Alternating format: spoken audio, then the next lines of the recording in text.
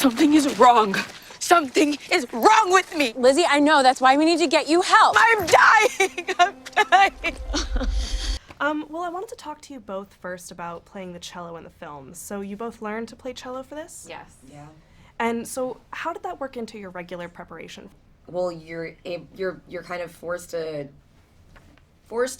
learn something so far in advance from even getting to the set. You know, you're like, I remember I was learning when it was the Christmas holiday. So I was in Georgia and I found Stacy, one of our amazing producers, found an amazing teacher in Georgia. And, you know, I'm thinking, yeah, I'm about to learn the cello, but she teaches kids, duh, because like I've never played the cello before.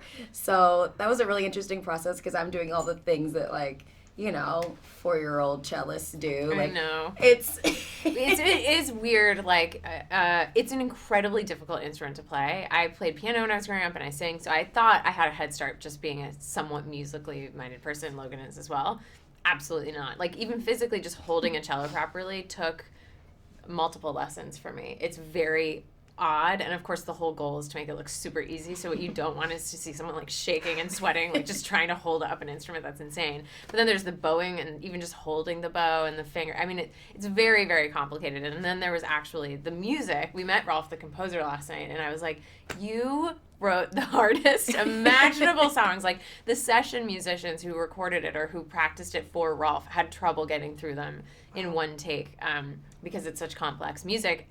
For a reason. These are very talented cellists.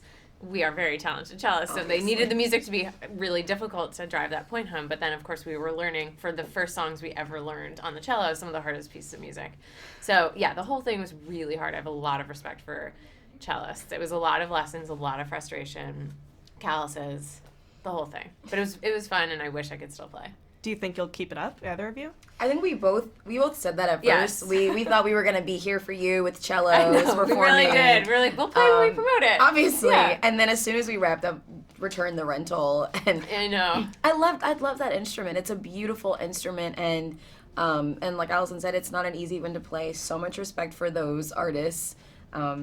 Yeah, maybe the next cello movie. Yeah, maybe on our next cello movie we'll be able to keep it up a little bit more.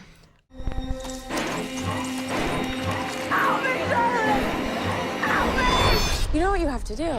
I have always loved horror films, personally. Yeah, I like them. I don't like them as much as you would think I would based on the movies that I've chosen to do.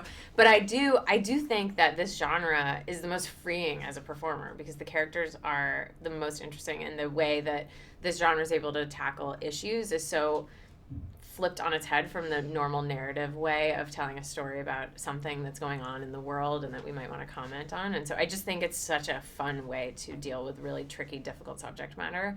And for that reason, I love being in the movies. But I tend to watch horror on airplanes because there's a lot of ambient light and there's people around, and it's easy for me to remind myself that I'm not trapped in a house with someone who's trying to kill me or whatever it is. You're trapped in an Airbus. Yeah, exactly. I'm trapped in a plane with strangers, but I think everything's above board.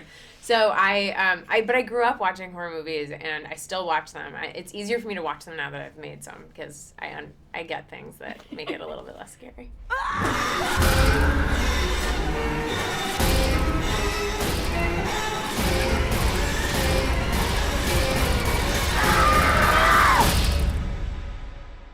Well, you know what happens now.